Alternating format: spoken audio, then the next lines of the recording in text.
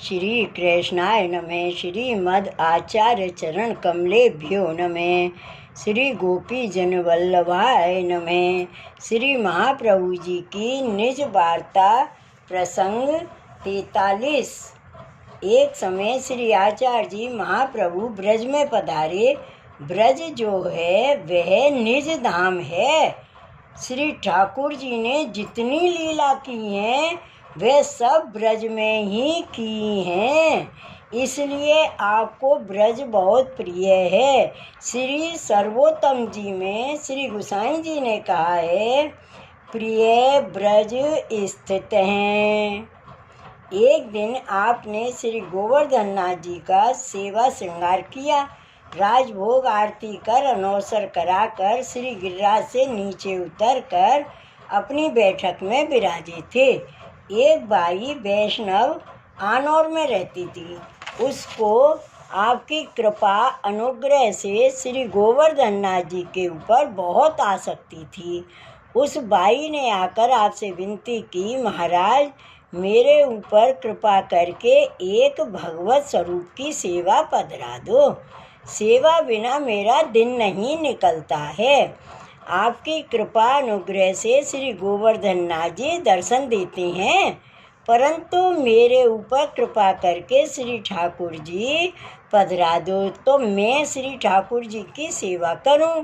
तब आपने उस बाई के माथे श्री बाल कृष्ण जी पधरा दिए और श्री मुख से आज्ञा की, ये बालक हैं इसलिए तुम इनका जतन रखना। इनको अकेला छोड़ोगी तो ये डरेंगे, ऐसे समझाकर कहा। इसलिए उस बाई का मन अहर्निश श्री ठाकुर जी की सेवा में ही लगा रहा, क्योंकि मन का निरोध है वही मुख्य है। क्योंकि मन का निरोध है वही मुख्य है। उस बाई का मन श्री ठाकुर जी के चरणारविंद में श्री आचार्य जी महाप्रभु ने रखा। तब वह बाई एक क्षण भी सेवा से नहीं निकलती थी। कदाचित वह बाई थोड़ी सी भी दूर होती हो, उसको ठाकुर जी पुकारने लगते।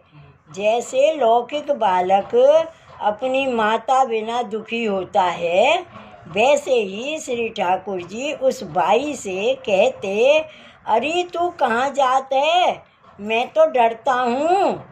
ऐसा स्नेह बंधन हुआ जिससे वह बाई श्री ठाकुर जी के पास से कहीं नहीं जाती थी।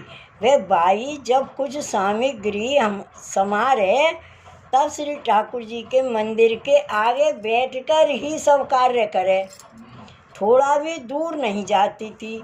ऐसा स्नेह का दान श्री आचार्य जी महाप्रभु ने उस बाई को दिया। एक समय कृष्णदास मेघन ने श्री आचार्य जी महाप्रभु से प्रश्न किया, महाराज श्री ठाकुर जी की प्रिय वस्तु क्या है और अप्रिय वस्तु क्या है?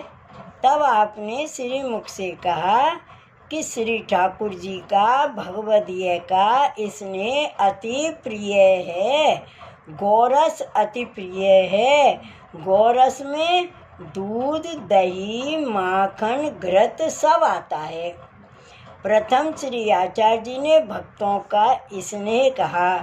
उसका कारण यह है कि स्नेह बिना कोई श्री ठाकुर जी को कुछ समर्पित करता है वह अंगीकार नहीं होता है।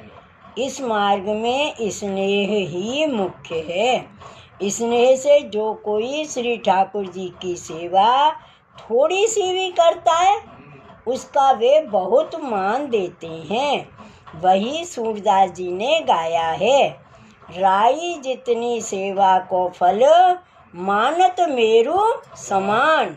और परमानंद दास जी ने गाया है, गोपी प्रेम की ध्वजा। इसमें सब आ गया। इसलिए स्नेह है तो सबसे अधिक है। श्री ठाकुर जी की अप्रिय वस्तु है, जहाँ क्लेश रहता है उसके हृदय में श्री ठाकुर जी कभी प्रवेश नहीं करते हैं, क्योंकि क्लेश है वह चांडाल का स्वरूप है। इसलिए भगवदियों को क्लेश से दूर रहना चाहिए। प्रभु के मिलने की आतुरता रखनी चाहिए। दूसरा, श्री ठाकुर जी को धुआं अप्रिय है, इसलिए जहाँ धुआं हो वहाँ श्री ठाकुर जी को नहीं पधराना चाहिए। तीसरा, जो भगवदीय का द्रोही हो वह श्री ठाकुर जी को बहुत अप्रिय है। श्री ठाकुर जी की तो प्रतिज्ञा ही है, जो मेरे से द्रोह करेगा उसको तो मैं क्षमा करूँगा, किंतु जो भगवदियों का द्रोह करेगा उसको मेरे द्वारा क्षमा नहीं मिलेगी। श्री भगवान ने दुर्वासा के प्रसंग में कहा है, अहम भक्त पराधीनो, मैं अपने भक्तों के अधीन हूँ।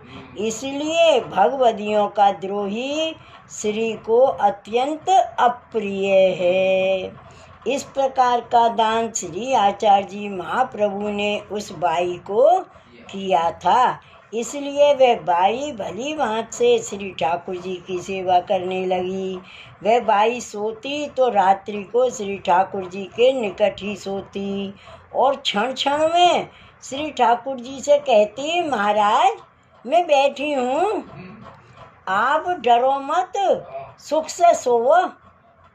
कदाचित थोड़ी सी उस बाई को नींद आती तो श्री बालकृष्ण जी उस बाई को कहते, अरे तू सो गई, मैं डरता हूँ, तू जागती रह।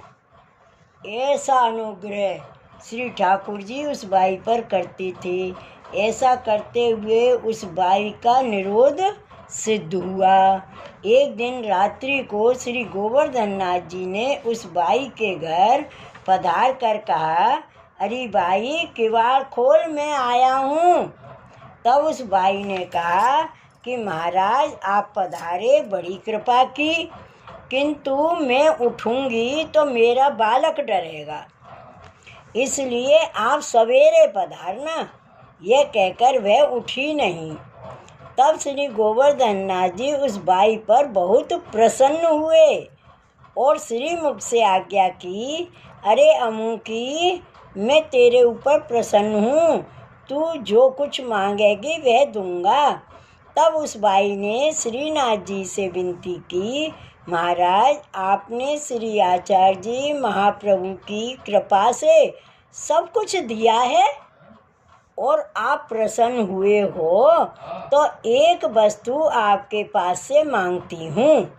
यहाँ श्री गोवर्धन पर्वत के ऊपर बंदर बहुत रहते हैं, वे बालकों को ले जाते हैं। मेरा यह लड़का तो बहुत ही निपट बालक है, इसलिए इस बालक को कहीं ले ना जाएं, यह मैं आपके पास से मांगती हूँ। ऐसा वचन उस बाई के सुनकर श्री गोवर्धन नाथ जी बहुत ही रोमांचित हुए और कहा कि धन्य हो जिनका स्नेह मेरे ऊपर ऐसा है। इसके ऊपर श्री आचार्य जी महाप्रभु ने ऐसा अनुग्रह किया है, इसलिए इसके भाग्य का पार नहीं। इसको मैं क्या दूं? यह तो सब मेरे ही सुख की चिंता करती है, इसलिए इसके बस में पड़ा हूँ, इससे एक क्षण भी दूर नहीं जाता हूँ। वह बाई श्री आचार्य जी महाप्रभु की ऐसी कृपा पात्र भगवदीय हुई थी। श्री वल्लभाधीश की जय। श्री गोवर्धन नाथ की जय। जय जय श्री गोकुलेश, जय जय श्री गोकुलेश।